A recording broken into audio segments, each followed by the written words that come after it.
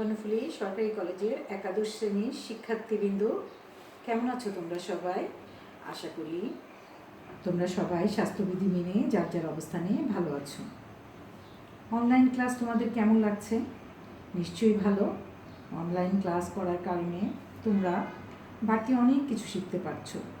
Covid পরিস্থিতির কারণে শ্রেণী কার্যক্রম না থাকলেও পড়ালেখা তো আর থেমে থাকবে না। তাই তোমাদের এখন করণীয় হচ্ছে মনোযোগ সহকারে পড়াশোনা করা, অর্থাৎ অনলাইন ক্লাসগুলো ফলো করা এবং টিচারদের কথা মতো চলা। তাহলেই তোমরা সফলকাম হতে পারবে। তোমরা গত 10 বছর যাবৎ যে শ্রেণী পাঠ্যক্রমের সাথে পরিচিত ছিলে প্রাথমিক ও মাধ্যমিক পর্যায়ে, এখন কিন্তু উচ্চ মাধ্যমিকের শিক্ষণ প্রক্রিয়া তোমাদের একেবারেই ভিন্ন মাত্রা। কারণ সময়টা একেবারেই স্বল্প থাকে, অর্থাৎ কম।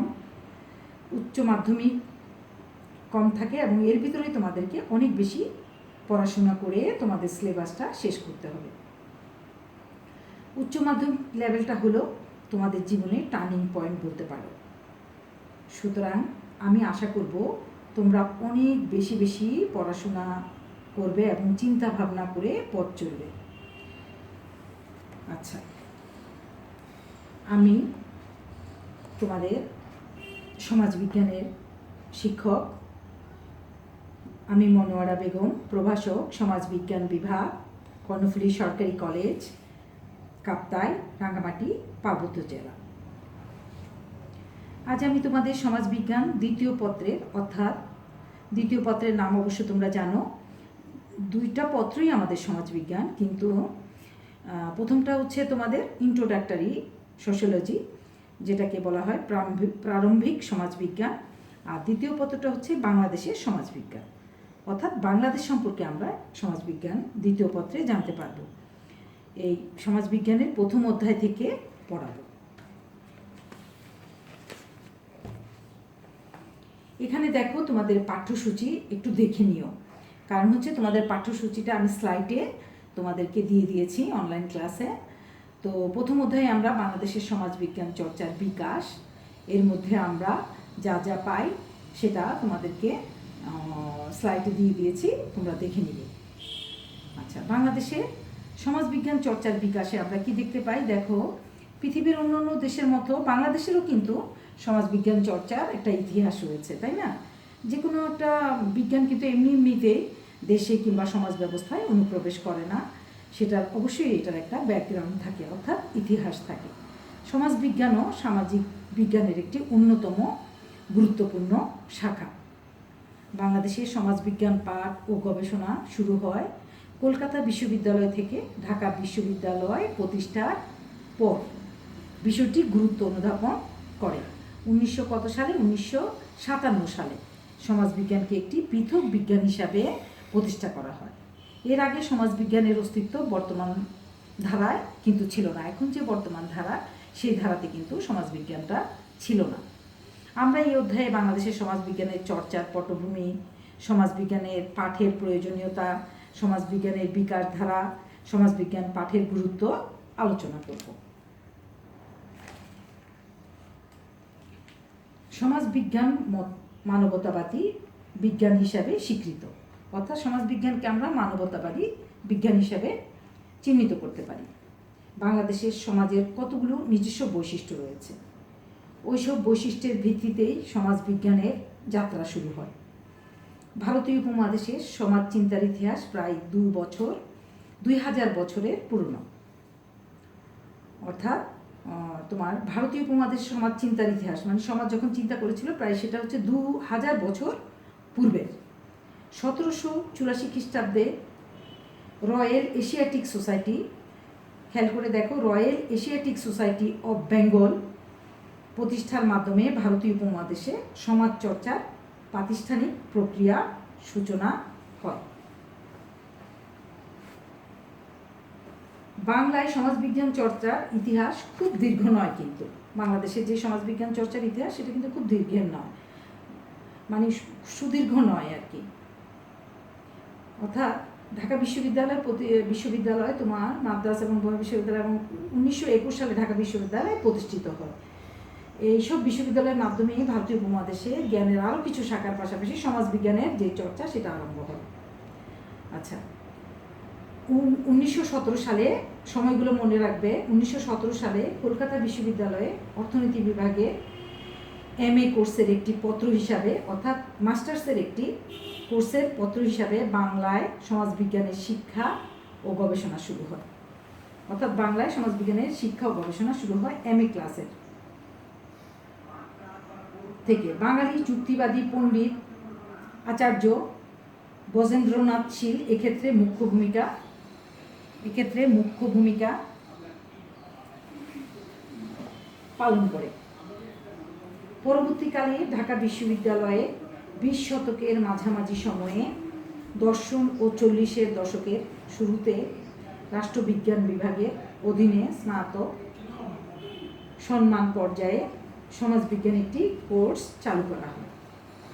এই বিভাগ দুটি পাঠ্যসূচিতে সমাজবিজ্ঞান বিষয়টি অন্তর্ভুক্ত করার ক্ষেত্রে যে দুজন খ্যাতিনামা শিক্ষক অগ্রণী ভূমিকা পালন করেন, মানে দুজন এই পাঠ্যসূচিটা অর্থাৎ সমাজবিজ্ঞান বিষয়টি অন্তর্ভুক্ত করার ক্ষেত্রে যে দুজন শিক্ষকের অগ্রণী ভূমিকা পালন করেছিল তারা হলেন প্রথমত হরিদাস ভট্টাচার্য ও অজিত কুমার সেন। নাম দুটো তোমরা মনে রাখবে। এই পটভূমিতে 20 শতকের 50-এর দশকে প্রয়াত ফরাসি সামাজিক নৃবিজ্ঞানী ক্লদ লেভি স্ট্রক এর নেতৃত্বে ইউনেস্কোর বিশেষজ্ঞ মিশন সমাজবিজ্ঞান পাঠের প্রাতিষ্ঠানিক ভিত্তি স্থাপনের জন্য ঢাকায় আসেন। কি করে তোমার কোন সময় 20 শতকের 50-এর দশকে, কেমন 20 শতকের দিকে 50-এর দশকে বিখ্যাত ফরাসি সমাজবিজ্ঞানী এবং নৃবিজ্ঞানী ক্লদ লেভি স্ট্রক, উনি একাধারে সমাজবিজ্ঞানীও আবার নৃবিজ্ঞানীও, কেমন উনি কি করে ইউনেস্কোর নাম তো তোমরা শুনেছ, নেতৃত্বে বিশেষজ্ঞ মিশনে সমাজবিজ্ঞান পাঠের প্রাতিষ্ঠানিক ভিত্তি স্থাপনের জন্য কোথায় আসেন? ঢাকায় আসেন। এই মিশনের লক্ষ্য ছিল ঢাকা বিশ্ববিদ্যালয়ে সমাজবিজ্ঞান নামে একটি নতুন বিভাগ খুলে সমাজবিজ্ঞান, সমাজ মনোবিজ্ঞান, নৃবিজ্ঞান শিক্ষার ব্যবস্থা করা।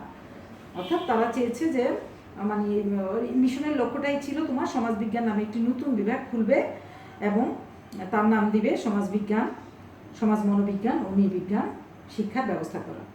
তারা বাংলাদেশের সমাজবিজ্ঞান ও সামাজিক বিজ্ঞান পঠন পাঠনের সম্ভাব্যতা যাচাইয়ের উদ্দেশ্যে পার্বত্য চট্টগ্রাম পরিদর্শন করেন।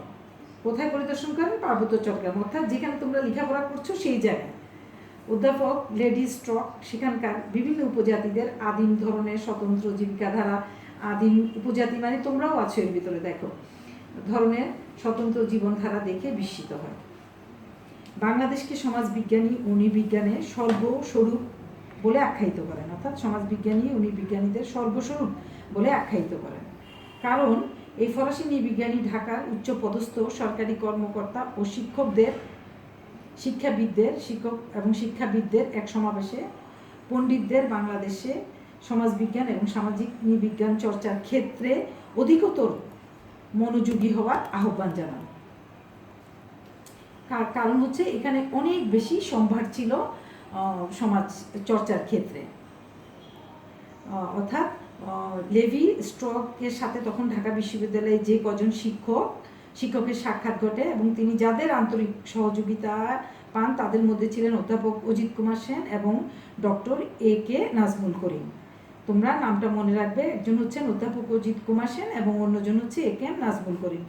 তারা অধ্যাপক স্ট্রোসের কাছ থেকে ঢাকা বিশ্ববিদ্যালয়ে সমাজবিজ্ঞান বিভাগ প্রতিষ্ঠার ক্ষেত্রে ইউনেস্কোর সহযোগিতার প্রতিশ্রুতি পান। অর্থাৎ ঢাকা বিশ্ববিদ্যালয়ে যে একটা সমাজবিজ্ঞান আলাদা শাখা খুলবে সেই জন্য ইউনেস্কোর সহযোগিতায় তার অনুমতি নেন এবং অনুমতি পান।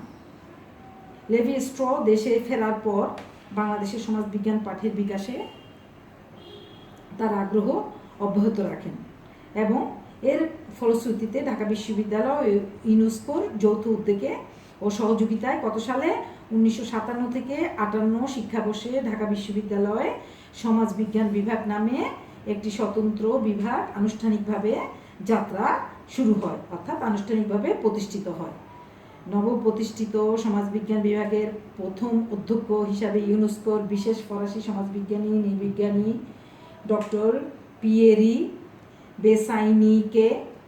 বেসাইনিকে নিযুক্ত করা হয়। তিনি 1957 সালের 14 জুলাই এ বিভাগে যোগ দেন। এছাড়াও 1966 সালে পর্যন্ত কয়েকজন বিদেশি অধ্যাপক এই বিভাগে শিক্ষকতা করেন। তারপরে দেখো, পর্যায়ক্রমে বাংলাদেশি শিক্ষককে সমাজবিজ্ঞান বিষয়ে প্রশিক্ষণ দিয়ে ঢাকা বিশ্ববিদ্যালয়ে সমাজবিজ্ঞান বিভাগের স্বাবলম্বী হওয়ার যাত্রা শুরু হয়। এখানে প্রথমে স্নাতক সম্মান কোর্স চালু হয়। পরবর্তীতে 1964 থেকে 65 শিক্ষাবর্ষে সমাজবিজ্ঞান বিষয়ে MA প্রথম পর্বের কোর্স চালু করা হয়। এভাবে 60-এর দশকের মাঝামাঝি স্নাতক যেটাকে সম্মান বলা হয় ও স্নাতকোত্তর পর্যায়ে সমাজবিজ্ঞানের পাঠন শুরু হয়।